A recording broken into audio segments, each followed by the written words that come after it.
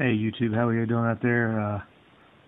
A lot of stuff going on lately here, and I just wanted to pass on a couple of sources of information that I use that I think would be good for everybody to investigate. They're kind of smaller time, I guess you'd say, than some of the bigger voices you might hear out there. And I find these two to be a lot more reliable and more in-depth and logical thought than some of the others. But those of you on YouTube, or of course if you're on this, you're watching YouTube, but one of them that's on YouTube, he's also got a radio show that's on GCN, is Josh Tolley, and I'll put the links for the information in the information bar down below. But he's real good. I just picked him up about in the last 6 months or so, but addresses a lot of issues with constitutional rights and abuse of police authority. It's one of his big topics. But he's really good, approaches things logically and everything, and I found him to be good, solid commentary on a lot of the issues that we got going on currently. Here's a good one from today. I'll just play a quick tidbit to give you an idea what he's like. And he gets it. Second. Obviously, this is video. Motion on the floor. And play this thing.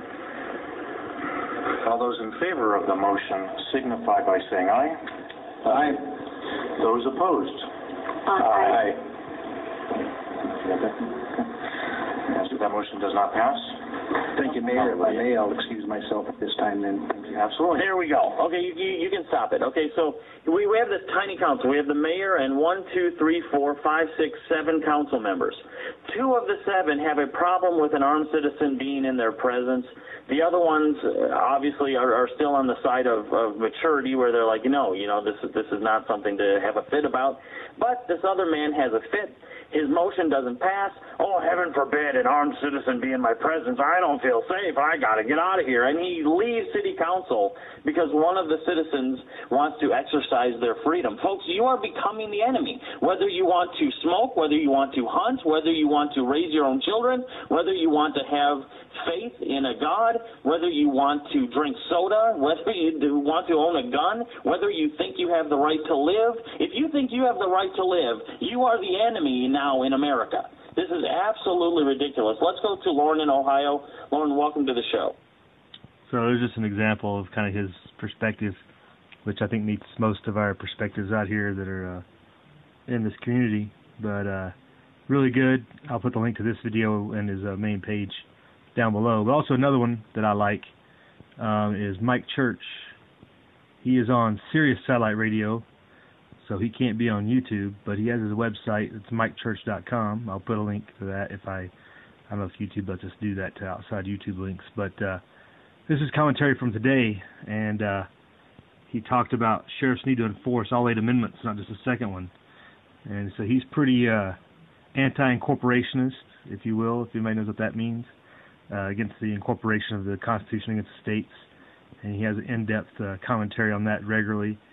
He's made videos on animated movies about the making of the Constitution, the Declaration of Independence, things like that. He just got a new movie coming out about Lincoln and his destruction of basically the Republic with what he did by making decrees and dictates as a dictator.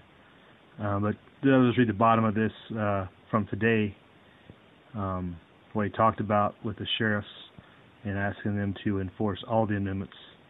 But here at the bottom, why doesn't your sheriff enforce the 4th and the 5th Amendment when they know that they are federal agents swarming across the countryside, poking, prodding, snooping, spying, sneaking into their citizens' business? They're violating Amendment 4 and in many instances Amendment 5. What about the feds that come in and try to come in and claim they have some kind of carte blanche authority over property? That's a taking. That's prohibited by the 5th Amendment. Where's your sheriff then? All I'm saying is I'm as happy as can possibly be about this development here. But alas, I fear it is just for selfish political interest. If it's not, then, Mr. and Mrs. Sheriffs, there are 7 other amendments that need to and require and demand your obedience, demand that your oath compel you to protect your citizens from the federal government. What do you have to say about that? So that's his commentary about the sheriffs standing up to the Vice President and the President sending those letters about how they're going to enforce the Second Amendment and not allow federal agents to operate in their counties or whatever they might have said in their letters. So he's only emphasizing that their duty is to protect all liberties, not just the one they pick and choose, which they've been quiet on up till now, especially the fourth with checkpoints, DUI checkpoints, and other things like that. But he's got again, his website. He's on Sirius if you have Sirius Radio and on XM. He's on early in the mornings. I guess it's 6 to 9 on the East Coast, 3 to 6 out here, so I don't get to listen to him a lot. I listen to his internet replay on Sirius and whatnot. Here's a good one. This is from today as well. He talked about incorporation in the Second Amendment and how the NRA is basically an incorporationist doctrine, expecting to use the federal government to incorporate against the states, which is unconstitutional, but anyway. And he's got just on and on. So it's good stuff. Some people I think you should check out and use as a reference and some sources to get some thought that you may not hear other places would have more to do with empowering the federal government, or that the last say-so in all issues is the federal government. So take it for what it is worth there, YouTube. Hope you're all doing well and continue to fight the good fight. I'll talk to you later.